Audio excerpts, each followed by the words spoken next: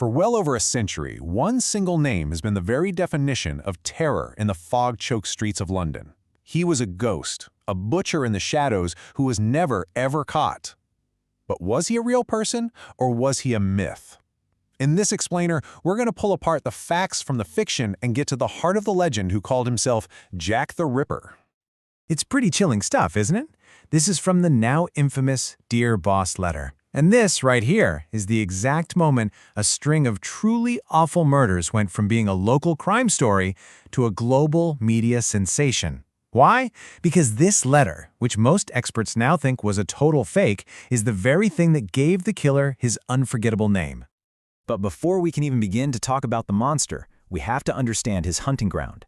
You see, to really get a feel for the horror of these crimes, you've got to step back in time and walk the streets they happened on. The desperate, crowded, and incredibly dangerous world of Victorian London's East End.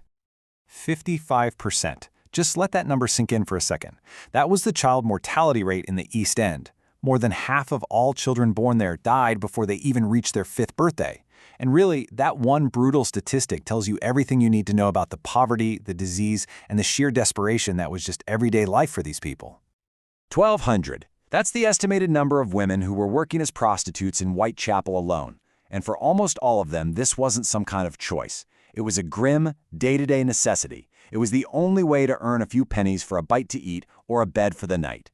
And in this world of pure survival, a predator would find a never-ending supply of vulnerable targets. And every single night, 8,500 people would cram into Whitechapel's common lodging houses. I mean, these places were just crowded, completely unsanitary, and filled with a transient population. Nobody had any security, and nobody would notice if you just disappeared. It was the perfect environment for a killer to hunt unseen. So it's in this desperate world that a series of killings kicked off that would absolutely terrorize London. Now, the full police file on the Whitechapel murders actually lists 11 victims, but we're going to focus on what's known as the canonical 5. These are the 5 women whose deaths over one horrifying 10-week period are almost universally believed to be the work of one single monstrous killer. You can see the terrifying acceleration just by looking at this timeline. It starts at the end of August. Just a week later, another victim. Then, on September 30th, the killer strikes twice in a single night, what became known as the infamous double event. With every single murder, the panic and the fear across London just got more and more intense. But what really connected these 5 murders, what made them so unique, was the killer's horrific method.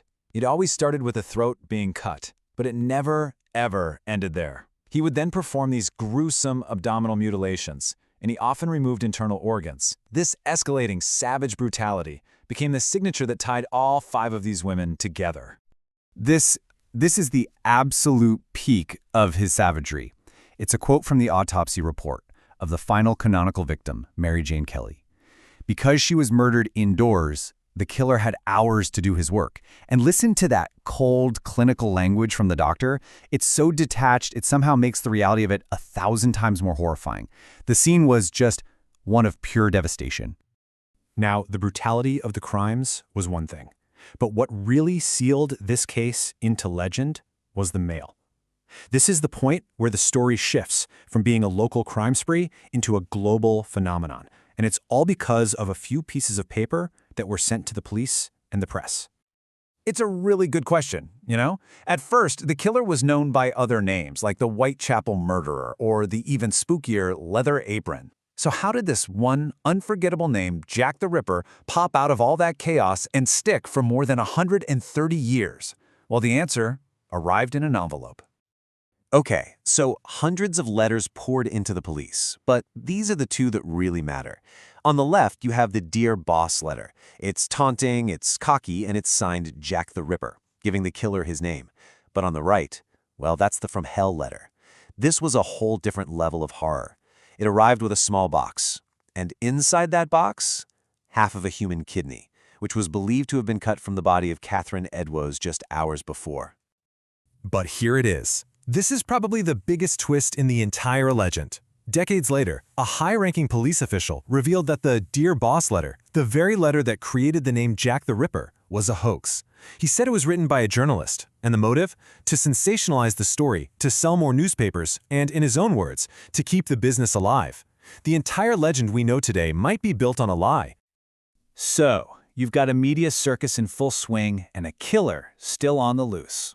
How did the police handle what was then the biggest manhunt in their history? The short answer is, they were completely and totally overwhelmed. The police were basically facing a perfect storm. I mean, the sheer scale of the investigation was massive. Over 2,000 people interviewed, hundreds investigated. But they were fighting a war on so many fronts. They had zero modern forensics, no fingerprinting, no DNA. They were literally drowning in a sea of hoax letters. And the public suggestions coming in ranged from the kind of practical, like using bloodhounds, to the truly desperate, like dressing up male officers as women to try and lure the killer out. This quote from the police commissioner at the time just perfectly captures the impossible situation they were in. He writes, "I think the whole thing a hoax, but of course we are bound to try and ascertain the writer." So even though he suspected the most famous piece of evidence was totally fake, he still had to pour precious time and manpower into tracking it down. They were fighting a real killer, and at the same time, fighting a tidal wave of fake news. And then, just like that, the Autumn of Terror ended as suddenly as it had begun. After Mary Kelly's brutal murder in November, the Ripper killings just stopped. The killer was never caught, and he left behind a legacy of fear and a mystery that continues to fascinate and frustrate people to this very day. Years after the murders stopped, a top police official named Sir Melville Macnancott wrote this internal memo naming his three main suspects. You had Druitt, a doctor whose body was found in the river right after the last murder. Then there was Kosminski, a local guy with a known, violent hatred of women. And finally, Ostrig, a career criminal who was described as a homicidal maniac. But the thing is, for all three of them, the evidence was, and still is, purely circumstantial. And really, that's why this case is still cold. At the end of the day, without a confession, a reliable witness who could actually identify the killer, or any confirmed forensic evidence, it's just about impossible to prove. People have tried modern DNA tests on the letters and other artifacts, but after more than a century of being handled, the samples are so contaminated that the results just aren't reliable. Which leaves us with the final, haunting question. Was he a single, deranged madman who just vanished into the night? Or was Jack the Ripper something else entirely, a legend, born from a real-life murderer, but then blown up into a timeless boogeyman by media frenzy and public panic?